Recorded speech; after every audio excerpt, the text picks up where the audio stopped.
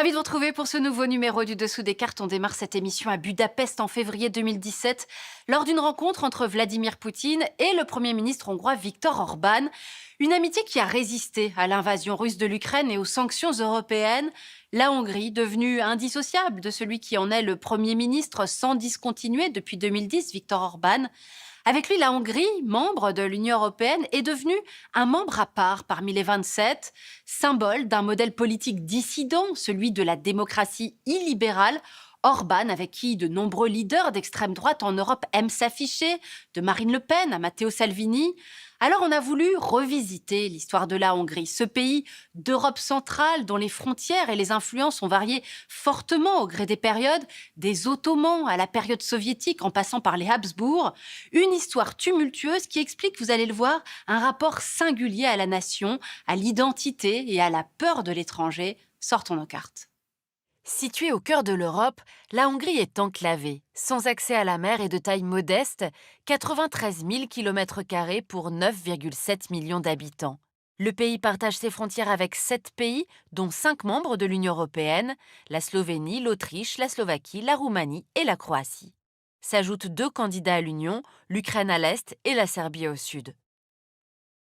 Entourée de montagnes, les Alpes à l'ouest et les Carpates au nord-est, près des 2 tiers du territoire sont constitués de vastes plaines. Une région que l'on appelle l'Alföld, la Grande Plaine, qui s'étire autour des 2 principaux fleuves, le Danube et la Tisza. Économiquement, l'ouest de la Hongrie regroupe les régions les plus dynamiques. Budapest, la capitale, avec près de 1,8 million d'habitants, concentre 1/5 de la population du pays. Classée au patrimoine mondial de l'UNESCO, grâce à ses splendides façades et son monumental parlement, la perle du Danube attire chaque année 7 millions de touristes. Avec les grandes villes que vous voyez s'afficher sur la carte, la région est la plus attractive du pays et attire, depuis les années 90, de grandes firmes internationales, notamment dans l'automobile. Audi, Suzuki, Opel ou encore Mercedes ont choisi d'y implanter leurs gigantesques usines, séduites par une main-d'œuvre qualifiée, un faible coût salarial et des infrastructures de bonne qualité. Résultat, plus de 700 entreprises et 132 000 personnes travaillent pour le secteur automobile, qui pèse 28% de l'industrie hongroise. L'est de la Hongrie, moins bien doté en infrastructures, est marqué par la désindustrialisation, avec l'effondrement du secteur textile et la fermeture des mines. Au sud, la Grande Plaine, avec ses immenses terres fertiles, est une région agricole. Elle concentre les principales cultures du pays, maïs, tournesol, fruits et légumes. La Hongrie est aussi connue pour son vin, notamment le célèbre liquoreux le Tokaj, cultivé dans le nord. La Hongrie est membre de l'OTAN depuis 1999. Elle est entrée dans l'Union européenne le 1er mai 2004 lors de la plus grande vague d'élargissement. Le pays fait également partie de l'espace Schengen, mais a échoué à intégrer la zone euro en raison de son déficit budgétaire, d'une inflation et d'une dette publique trop élevée.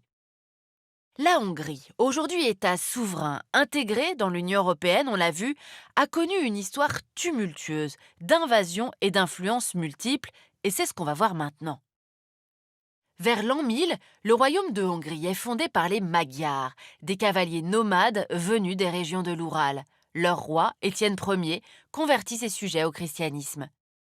Les Hongrois parlent ainsi une langue unique en Europe centrale, ni slave, ni latine, ni germanique, mais proche du finnois et de l'estonien, une singularité qui est une fierté pour le peuple hongrois.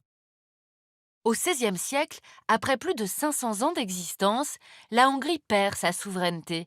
Le pays est divisé entre l'Empire ottoman qui occupe ces régions et de l'autre la Hongrie royale à l'ouest, placée sous la tutelle des Habsbourg. Ces derniers vont reconquérir les provinces ottomanes en 1699. Les Hongrois ne quittent alors le joug turc que pour tomber sous domination autrichienne.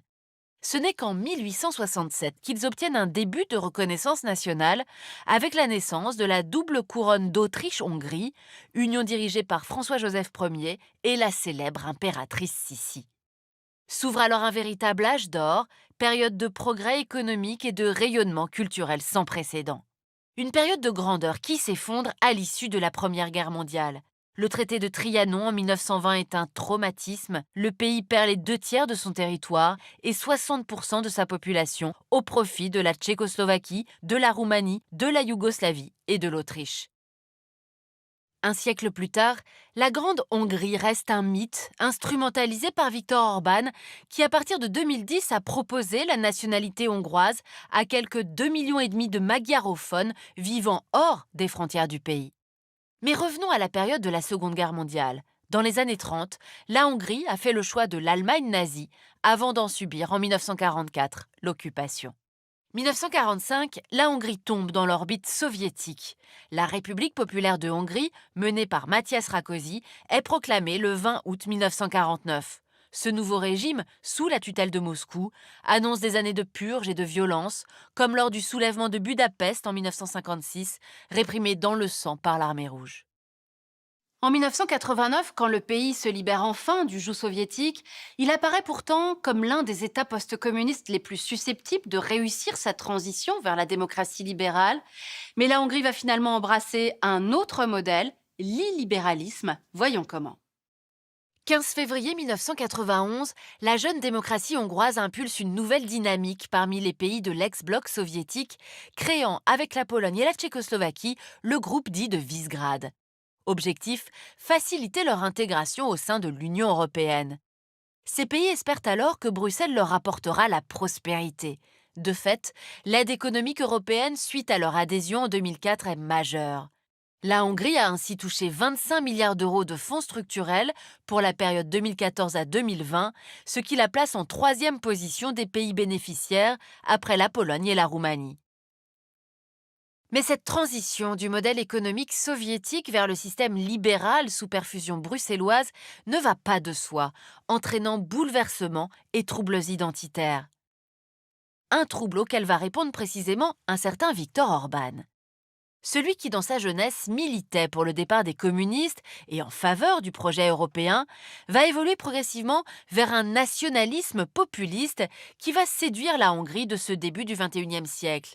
Le cofondateur du parti Fidesz se veut le chantre d'une démocratie dite illibérale qui respecte le suffrage populaire mais bafoue l'état de droit. Liberté de la presse et d'association empêchée, justice mise sous tutelle, loi homophobe, corruption, xénophobie. Orban va exploiter notamment la crise migratoire liée à la guerre en Syrie. La Hongrie est en première ligne sur la route des Balkans.